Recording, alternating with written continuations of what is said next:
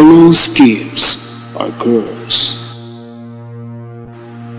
One of the most worshipped gods of Olympus in Greece was Apollo. He is also known as the Phoebus Apollo, which means light. The poet Homer featured him in Iliad. He is known as the loyal ally of the Greeks. Sophocles, the finest playwright of the ancient times, did mention him in his writings. He is the god of prophecy, the one who foretells the future that awaits you. Other than the epic poems, Apollo is also featured in some notable myths in Greece. Gifted with the power to see the future, he enjoys the privilege to be worshipped and offered with the bountiful gifts. Because of his ability, many people adore him, but only few know that his gifts are accompanied with horror. In Delphi, the place where the great temple was built for the honor of Apollo, was visited by kings. Through the help of his oracles, the deity relays his message in an ambiguous manner. His prophecies leads to misunderstandings because he prefers to convey it in a figurative and tricky language that some of his patronage took it literally. Brief history of the life of Apollo.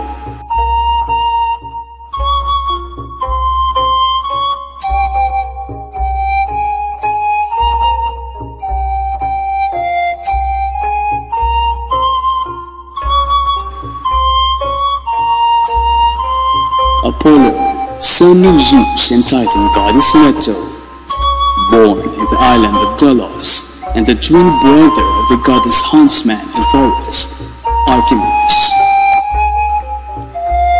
He is also known as Phoebus Apollo, or the god of light, after assuming the throne of Helios, the Titan god of sun, or light. Apollo, the Greek god of prophecy, possessed an unfortunate infancy. Upon the moment of conception, the Titan goddess Leto or Latona, who was impregnated by the chief god of Olympus Zeus, was forbid by Hera to deliver her children to any of the islands in Earth. When Hera found out about the pregnancy, she was outraged with jealousy. Seeking revenge, Hera forced Leto to roam the earth in search of a place to give birth. Zeus learned of the scheme of Hera, so he hurried and picked his lover. He guided her to the island called Delos. The Titan goddess bore twins, a boy and a girl. She named them Apollo and Artemis respectively. Young Apollo traveled into the land of Hyperboreans. No one knows why the godlike him went there, but some scholars says that her mother Leto was a citizen of Hyperboreans. Later on, Apollo went home to see his mother and twin sister, and reunited in the island of Delos. He arrived with a tame swan pulling his magnificent chariot. Apollo's gift is also a curse. He is the god of prophecy and possessed other gifts that he shared with different individuals in the myth that either made a benefit or destroyed some notable events in the myth. And even in the epic of Homer, Apollo's powers were mentioned. This study aimed to explore the grief and despair experienced by the persons inflicted by his powers with. The following persons and myths shows evidences of Apollo's arrogant use of his powers. Apollo, Coronis, and Asclepius. Apart from being a god who gives power to see the future, Apollo also gave a special gift to his son Asclepius, the ability to heal. The god of light bore a child with the maiden of Thessaly, Coronis. During the maternity of Coronis, she fell in love with the mortal. She knew well that Apollo would not permit him to love some other guy apart from him. Apollo asked his bird, the raven, to look after his lover. To him then there came a messenger from the sacred feast to goodly Pytho, a crow, and he told unshown Phoebus of secret things that Ischy, son of Elatos, had wedded Coronis, the daughter of Phlegyas, of birth divine. Apollo learned what happened. To his intense anger, he asked Artemis to kill the princess of Thessaly. Apollo set Coronis' body to the funeral pyre. Before her body was consumed on funeral pyre, Apollo saved the life of his son. The son Apollo saved was taken to Chiron, a centaur. The child was named Asclepius.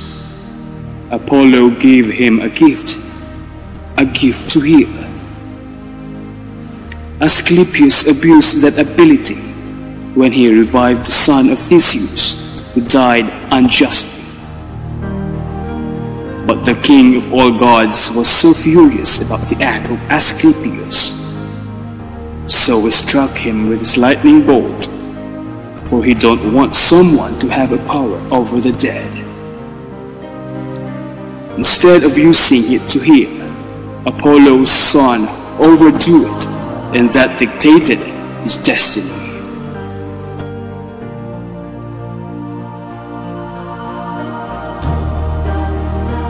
Apollo and Oedipus.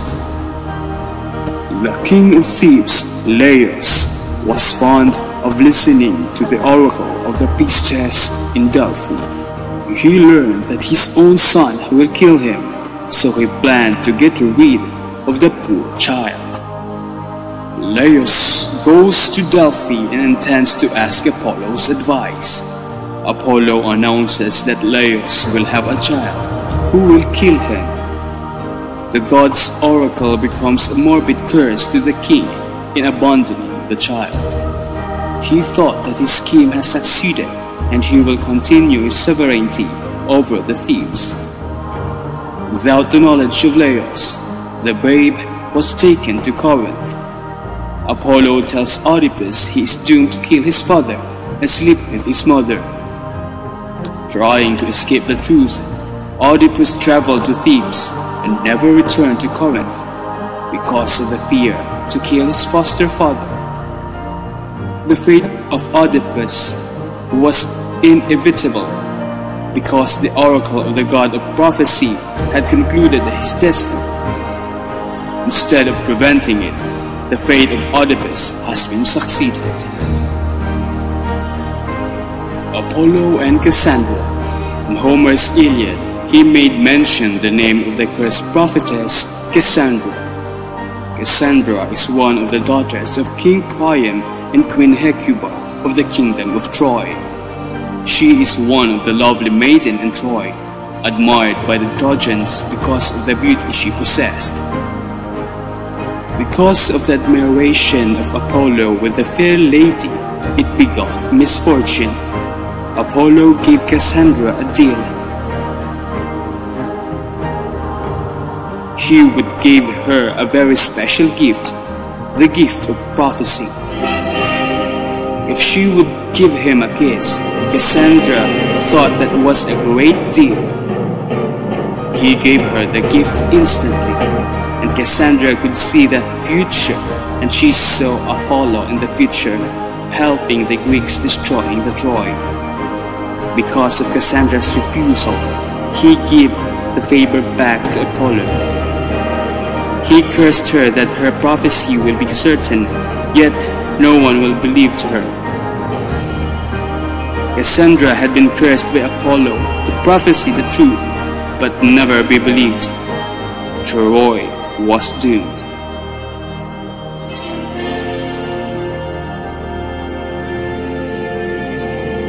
Countless times before and during the Trojan War, Cassandra predicted what would come of the war, but no one believed her. Always it was Cassandra who recognized a face, who predicted a fateful occurrence, who ran around the ramparts of the city with her hair flying around her shoulders, rhying and spouting oracles that no one understood. Most people considered her insane and tried to subdue her. But she was only trying desperately to warn her people of impending disaster. The gift Apollo bestowed upon Cassandra is useless and more likely a curse, for no one ever believed in her prediction. The fall of Troy was once foretold by her, yet no one believes. Because of the ignorance of the people of Troy regarding the premonition of Cassandra, it resulted in the defeat of the Trojans in the war. If only Apollo let Cassandra foretell the future, the misfortune of the Trojans might have been prevented.